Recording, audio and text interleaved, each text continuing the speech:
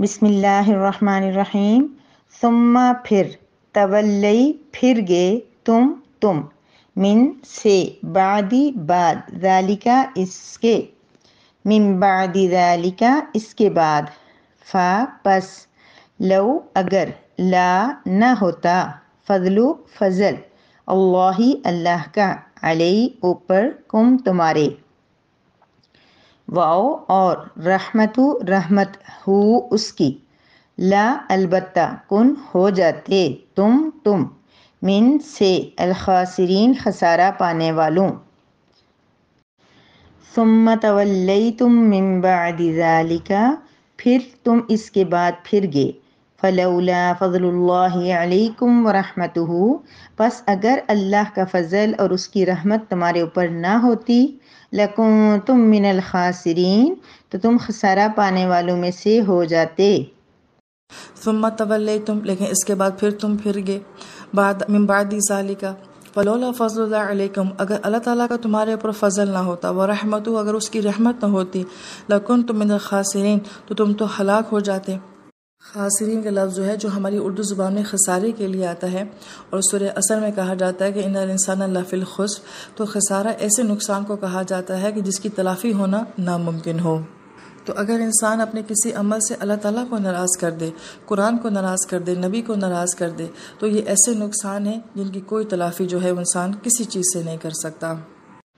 نحمدہ و نصلی علی رسولہ الکریم، اما بعد، سورہ بقرہ کی آیت نمبر 64 ہے، جس میں بنی اسرائیل کو اللہ تبارک و تعالیٰ اپنی ایک بڑی رحمت اور ایک بڑی عنایت کا ذکر فرما رہے ہیں۔ اللہ پاک فرما رہے ہیں کہ ثم تولیتم من بعد ذالک، تم اس کے بعد پھر گئے، یعنی کہ اتنے عہد و پیمان ہوئے، اتنے وعدے ہوئے، جیسے کہ گزشتہ آیت کے اندر ہی آپ نے دیکھا کہ جب انہوں نے اللہ تبارک و تعالیٰ کے احکامات سے روگردانی کی تو اللہ پاک کی طرف سے ان کے اوپر ایک بڑے پہاڑ کو کھڑا کر دیا گیا، جس کی وجہ سے ڈر کر انہوں نے کیا کیا، احکامات کو ماننا شروع کر دیا، اور انہوں نے وعدہ کیا اللہ تبارک و تعالیٰ سے، میثاق، پکا پختہ ارادہ کیا کہ اب وہ اللہ کے احکامات کے مطابق زندگی گزاریں گے۔ لیکن کیا ہوا، ثم تولیتم کا مطلب یہ ہے کہ اس کے بعد پھر وہ اپنے عہد و پیمان سے پھر گئے، یعنی پھر انہوں نے اپنے اس وعدے کی پاسداری نہیں کی، اللہ کے احکامات کے مطابق زندگی نہیں گزاری، اللہ کو راضی کرنے کی کوشش نہیں کی، پھر انہوں نے اپنے عہد کو توڑ ڈالا۔ تو اب اللہ تبارک و تعالیٰ ان سے فرما رہے ہیں کہ جس طرح تم نے حکم عدولی کی، جس طرح تم نے مجھے ناراض کیا، جس طرح تم نے میرے عہد کو پھر توڑا، تو اس کا بدلہ، اس کا نتیجہ تو یہ تھا کہ تم ہلاک کر دیے جاتے، تم تباہ ہو جاتے، اور پھر اتنے اس قدر تمہارے اوپر یعنی نحوست اللہ کی طرف سے سزا آ جاتی کہ پھر تمہاری توبہ استغفار بھی قبول نہ ہوتی، اور اطاعت رسول بھی تمہارے کوئی کام نہ آتی، معافی بھی نہ ملتی۔ لیکن کیا ہوا کہ اللہ پاک کی رحمت آڑے آ گئی، فلولا فضل اللہ علیکم ورحمتہ، اگر اللہ کا فضل اور اس کی رحمت نہ ہوتی تو تم خسارہ پانے والوں میں سے ہو جاتے، یعنی کہ اللہ نے پھر بھی تمہارے ساتھ اپنی رحمت کا معاملہ کیا، پھر بھی تمہیں اپنی رحمت کی وجہ سے اللہ پاک نے کوئی ایسی سزا نہیں دی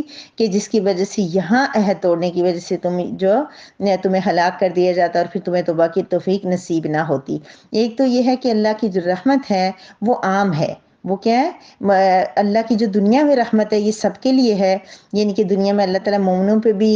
رحم کرتے ہیں اور کافروں پہ بھی کوئی ایسی عذاب یا سزا دنیا میں صرف اس وجہ سے کہ وہ مسلمان نہیں آتی، لیکن اللہ تعالیٰ کی جو قیامت کے بعد جو رحمت ہوگی وہ خاص رحمت ہوگی اور وہ صرف مومنین پہ ہوگی۔ تو یہاں اللہ پاک فرما رہے ہیں کہ میں نے فضل کیا تمہارے اوپر اور اپنی رحمت کی، اور اس رحمت کی وجہ سے کیا ہوا، تم خسارہ تم نے نہیں پایا، تمہیں موقع پہ موقع ملتا گیا، بار بار تمہیں اللہ کی طرف سے جو وہ موقع دیا گیا جس میں تم اللہ کو راضی کر سکو، اللہ کی عبادات کر سکو۔ تو پھر اللہ پاک اس کے علاوہ جو نبی کریم صلی اللہ علیہ وسلم کے دور کے اندر جو یہود و نصارہ تھے، ان کو بھی یہ کہا جا رہا ہے کہ تم نے میرے رسول کی تکذیب کی، اس کے باوجود دنیا میں عذاب نہیں آیا۔ دیکھا آپ نے کہ نبی کریم صلی اللہ علیہ وسلم جب مدینہ منورہ تشریف لے گئے تو یہود و نصارہ نے آپ کی تکذیب کی اور کتنا انہوں نے بھی نبی کریم صلی اللہ علیہ وسلم کو تکلیفیں دی، تو اللہ پاک نے فرمایا کہ اس کے باوجود ان کے لیے بھی اللہ پاک فرما رہے ہیں اس دور کے اندر، یعنی ابھی مخاطب تو اللہ پاک نبی کریم صلی اللہ علیہ وسلم کے دور کے بنی اسرائیل سے ہیں نا۔ اللہ پاک اپنے قرآن کا اسلوب دیکھ لیا کہ کبھی کبھی اللہ پاک جو ہے وہ پرانے بنی اسرائیل کی واقعات بھی بیان فرماتے ہوئے نبی کریم صلی اللہ علیہ وسلم کے دور کے بنی اسرائیلیوں کو مخاطب کر کے فرماتے ہیں کہ تم نے ایسا کیا کیونکہ ان کے آباء و اجداد نے ایسا کیا تھا۔ تو یہاں یہ بھی ہو سکتا ہے کہ اللہ پاک ڈائریکٹ انہی بنی اسرائیل کو کہہ رہے ہیں کہ تم نے اتنی میرے نبی کی تکذیب کی، پھر بھی میں تمہارے اوپر کوئی عذاب نہیں بھیج رہا ہوں، کیونکہ ان پہ کوئی اس طرح کا اجتماعی عذاب وغیرہ نہیں آیا تھا۔ تو اللہ پاک فرما رہے ہیں کہ اگر میں عذاب بھیج دیتا تو تم خسارہ پانے والوں میں سے ہو جاتے۔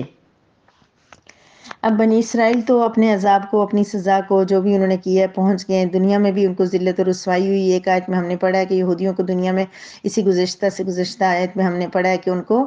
ذلت اور مسکنت ان کے اوپر طاری کر دی گئی۔ لیکن اس آیت مبارکہ سے ہم نے کیا سیکھنا ہے؟ ہم نے اس آیت مبارکہ سے کیا سبق لینا ہے؟ وہ یہ ہے کہ اللہ پاک ہمیں بھی اپنی رحمت سے ڈانپا ہوا ہے۔ یقین مانیے ہمارے ہاں ایسے ایسے گناہ، ایسی اللہ کی ناراض کرنے والے طریقہ کار، اللہ کو ناراض کرنے والے ایسے کام کیے جا رہے ہیں کہ وہ کام ایسے ہیں کہ اگر وہ کسی گزشتہ نبیوں کے دور میں آتے، موسیٰ علیہ السلام، عیسیٰ علیہ السلام، جب ان کے اللہ کی طرف سے فوراً جو ہے وہ سزا کا حکم ہو جاتا تھا، فرشتے جو ان کے اوپر سزا اور عذاب لے کے آ جاتے تھے، تو ہم میں سے کوئی بھی آج زندہ نہ ہوتا، ہم لوگ فوراً ختم ہو جاتے، کیونکہ ایسی لیکن ہمارے نبی کی ایک دعا نے ہمیں بچایا ہوا ہے، کیونکہ انہوں نے اللہ تبارک و تعالیٰ سے ایک دعا یہ بھی کی تھی کہ اللہ میری امت پہ اجتماعی عذاب نہ آئے۔ تو اللہ پاک نے ہمیں ڈھیل دیے جا رہے ہیں۔ ثم تولیتم من بعد ذلک، ہم کون سے عہد کے بعد نہیں پھرے ہیں؟ ہم نے بھی تو اللہ پاک سے عالم ارواح میں وعدہ کیا تھا نا کہ یا اللہ پاک نے فرمایا تھا الست بربکم، کیا میں تمہارا رب نہیں ہوں؟ تو ہم نے اللہ تعالیٰ سے وہاں پہ وعدہ کیا تھا، تمام انسانوں نے، تمام روحوں نے وہاں پہ رب کریم سے وعدہ کیا تھا کہ بلا کیوں نہیں، آپ ہی ہمارے رب ہیں۔ لیکن ہم اب آج اس عہد کو بھول گئے۔ ہم نے بہت سارے چھوٹے موٹے انا اور ایسی بہت ساری دولت اور اپنی خودداریاں اور ایسی چیزیں ہم نے، جن کو ہم نے اپنا کیا بنایا ہوا ہے، رب بنایا ہوا ہے، اپنے رب کریم کے مقابلے میں ان کو ہم ترجیح دیتے ہیں، ان کی وجہ سے ہم رب کو ناراض کر بیٹھتے ہیں۔ پھر اس کے بعد ہم نے جب کلمہ پڑھا لا الہ الا اللہ، تو اس میں ہم نے اللہ تعالیٰ سے وعدہ نہیں کر لیا ہے کہ لا الہ الا اللہ، اے رب کریم تیرے سوا کوئی معبود ہے ہی نہیں، صرف معبود تو ہے۔ معبود کا مطلب صرف عبادت نہیں ہے کہ ہم صرف نماز تیرے لیے پڑھتے ہیں، بلکہ اس کا مطلب ہے کہ اطاعت بھی تیری ہی کرنی ہے، تیری ہی رضا کے مطابق اپنی زندگی گزارنی ہے، تجھ ہی کو راضی کرنا ہے، تجھ ہی کو اپنا ہر چیز جو ہے اس میں فوقیت اور اہمیت جو ہے تجھے دینی ہے۔ لیکن کیا ہم اللہ کو ہی سب چیزوں میں آگے رکھتے ہیں؟ کیا ہمارے صبح و شام، دن اور رات میں کوئی اور ایسی چیز نہیں ہوتی کہ جس کی وجہ سے ہم اللہ کی ناراضگی مول لے لیتے ہیں؟ وہ کوئی بھی ہو، کوئی ایسا ہوتا ہے نا ہماری زندگی میں جس کی وجہ سے ہم جھوٹ بھی بول لیتے ہیں، ہم جو چغلیاں بھی کر دیتے ہیں کسی کو تھوڑی دیر کے لیے خوش کرنے کے لیے، ہم تھوڑی دیر گپ شپ کرنے کے لیے اپنے 15-20 منٹ، آدھا گھنٹہ گزارنے کے لیے غیبت بھی کرتے چلے جاتے ہیں۔ کون سا گناہ ہم جو نہیں کر رہے؟ ہم جو یہ اس گروپ کے اندر آئے ہوئے ہیں، ہم لوگ جو قرآن کا ترجمہ پڑھ رہے ہیں، ہم سیکھ رہے ہیں،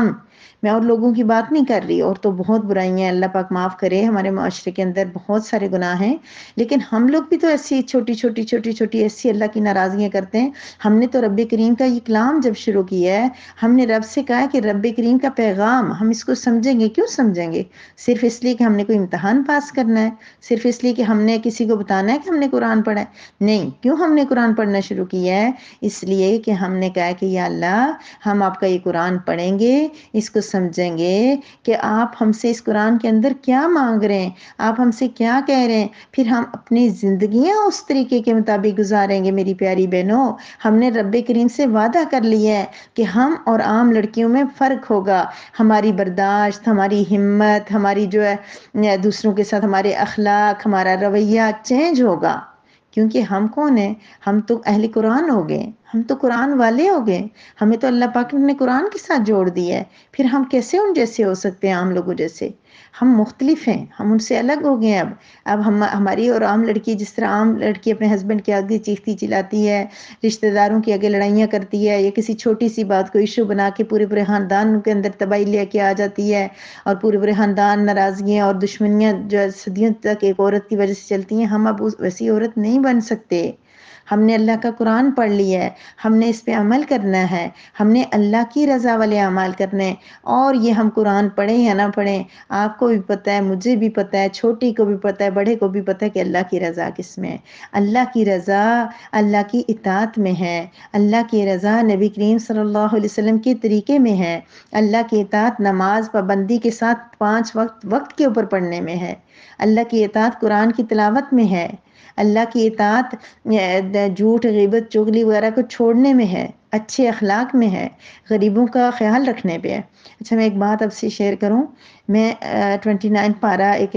بہت پیاری آنٹی کے ساتھ میں پڑھ رہی تھی، تو اللہ تبارک و تعالیٰ ایک آیت مبارکہ کے اندر سورہ حاقہ میں فرما رہے ہیں کہ جو جہنمی ہوں گے ان کو اتنی مطلب ایک زنجیر ہوگی، اور وہ زنجیر کیا 70 گز لمبی ہوگی، اور اس کو ایک انسان کے جسم میں داخل کر دیا جائے گا۔ میری بہنوں ایک جسم ہے، کتنے 2 گز 1.5 گز کتنے گز کا ایک جسم ہوتا ہے، اس کے اندر 70 گز کی زنجیر جانے کا کیا مطلب ہے؟ ہم تصور بھی نہیں کر سکتے۔ ہم تو یہ جو کوئی ہارٹ کا کوئی ٹیسٹ ہو جائے، کوئی سٹمک کا کوئی ٹیسٹ ہو جائے، کوئی اس طرح کی جس میں وہ چیزیں ڈال کے وہ ٹیسٹ چیک کرتے ہیں، وہ ہم سے برداشت نہیں ہوتا، تو وہ زنجیر لوہے کی پورے جسم کے اندر گھمائی جائے گی۔ اچھا پھر کس لیے اللہ پاک نے فرمایا کہ یہ سزا ثم صلوہ، بہت ہی مشکل آیات، بہت دردناک واقعات بیان کرنے کے بعد اللہ پاک فرما رہے ہیں اس لیے کہ وہ ایمان نہیں لائے تھے۔ ٹھیک ہے، ایمان اللہ کا شکر ہے ہمارے پاس ہے، لیکن پتہ ہے اس سے اگلی آیت میں اللہ پاک کیا فرما رہے ہیں؟ اس چیز نے مجھے بہت ڈرا دیا ہے، اور میں اس چیز کا مصداق نہ بننے کے لیے میں آج آپ سے ایک بات کہہ رہی ہوں کہ میری بہنوں، مسکین کو کھانا کھلانا، صرف کھانا کھلانا نہیں چاہیے بلکہ مسکین کو کھانا کھلانے کی ترغیب دینا چاہیے۔ اس کے بعد والی آیت میں اللہ پاک فرماتے ہیں کہ وہ کیا کرتا تھا، ایک تو ایمان نہیں لاتا تھا، دوسرا وہ مسکین کو کھانا کھلانے پہ ابھارتا نہیں تھا، یعنی دوسرے لوگوں کو تلقین نہیں کرتا تھا کہ مسکین کو کھانا کھلاؤ۔ ہم تو یہ کہتے ہی نہیں ہیں، ہمیں تو یہ ڈر لگتا ہے کہ میں اپنی ذاتی بتاؤں کہ یہ ڈر لگتا ہے کہ ہم اگر کسی کو یہ سمجھائیں گے کہ اب اللہ کے راستے میں زیادہ خرچ کریں تو یہ نہ کہ وہ سمجھ لے کہ یہ خود کچھ مانگ رہی ہے۔ یہ ہماری انا ہے نا، ہمیں ڈر لگتا ہے کہ اگلا یہ ہمارے بارے میں کچھ نہ سوچ رہا ہو کہ ہم اس کو کہہ رہے ہیں کہ وہ اس کو صدقہ خیرات کرنا چاہیے یا کچھ، حالانکہ اللہ کا لاکھ لاکھ شکر ہے، ایسا تو نہیں کوئی اتنا سوچتا ہوگا، لیکن ہم اتنی چھوٹی سی بات کی وجہ سے، اور پھر بعض لوگ دینے کے اتنے قائل ہی نہیں ہوتے، پھر بھی ہمت نہیں پڑتی دوسروں کو سمجھانے کی۔ ہم خود دوسروں کو بہت سارا دے رہے ہوں گے تو ہم دوسروں کو سمجھائیں گے نا، جب ہم دے ہی نہیں رہے ہوں گے تو دوسرے کو کیسے کہیں گے مسکین کو کھانا کھلاؤ؟ تو میری بہنوں کیا کہہ رہے ہیں، میں آج آپ کو پھر یہ اسی آیت سے کے مصداق ہونے سے بچنے کے لیے میں کہہ رہی ہوں کہ اللہ کے جو اس مشکل وقت میں، اس مشکل مہنگائی کے دور میں جو لوگ غربت کی چکی میں پیس رہے ہیں ان کی مدد کریں، کوشش کریں۔ اللہ پاک دینے سے پیسے کم نہیں کرتا، یہ اتنا میں نے دیکھا ہے، اتنا میں نے ایکسپیرینس کیا ہے، پیسے خرچ کرنے سے زیادہ آتے ہیں۔ میری بہنوں تجربہ کر کے دیکھ لو، جتنے خرچ کرو گے پیسے آئیں گے، جتنا رکھو گے پیسے کم ہوں گے، جتنا رکھو گے لگے گا کچھ ہے ہی نہیں، اور جتنا خرچ کرتے جاؤ گے، جتنا دیتے جاؤ گے، اپنے بچوں پہ، گھر پہ، خود پہ، رشتہ داروں پہ، ضرورت مندوں پہ خرچ کرو، اللہ پاک ایسے اسباب سے۔ اور یہ مت کہو کہ ہمارے پاس نہیں ہے، اگر نہیں ہے نا صرف نیت کر دو، اللہ پاک وہاں سے پیسے دیں گے کہ آپ اس کو سوچ بھی نہیں سکیں گے، یہ پیسے آئے کہاں سے میرے پاس دینے کے لیے۔ ایسے اللہ پاک مدد کرتے ہیں۔ اللہ تعالیٰ صرف دیکھتے ہیں بندہ نیت تو کر لے، بندہ ارادہ تو کر لے۔ جب بندہ ارادہ کرتا ہے نا کہ میں کسی غریب کو کچھ دے دوں، تو اللہ پاک اس کو کہیں نہ کہیں سے غیبی طور پہ کوئی اس کو کہہ دیتا ہے کہ یہ لو پیسے رکھ لو، تم غریب کو دے دو، ایسا بھی ہوتا ہے۔ تو کیا مطلب کہ غریبوں کو کھانا خود بھی کھلائیں، ان کی ضرورتیں پوری کرنے کی کوشش کریں، ہماری وجہ سے کسی کے چہرے پہ خوشی آ گئی، کسی کی ایک ضرورت پوری ہوگی تو آپ کو پتہ ہے اللہ پاک اس انسان کی 70 حاجتیں پوری کرے گا۔ اپنی ضروریات، اپنی فضول خرچیاں چیزیں کم کر کے اگر ہم اللہ کے راستے میں دیں گے تو اللہ پاک ہمیں وہاں سے دے گا، کیونکہ اللہ تعالیٰ برکت دے دے گا، اور جب اللہ برکت دے دے نا پھر کام آسان ہو جاتے ہیں۔ یہ پیسہ مال کچھ بھی نہیں ہے، جو لاکھوں کما کما کے رکھ کے پھر جب وہ اللہ کو پیارے ہو جاتے ہیں، جب وہ بڑھتا ہے نا تو اگر وہ دیکھ رہے ہوں تو وہ تو 1 روپیہ نہ چھوڑے، کہیں اللہ کیسے تقسیم ہو رہے میرے پیسے، میں نے تو ان کو بڑی مشکل سے جوڑا تھا، کسی کو ان کی قدر ہی نہیں ہے، کسی کو ان کی فکر ہی نہیں ہے۔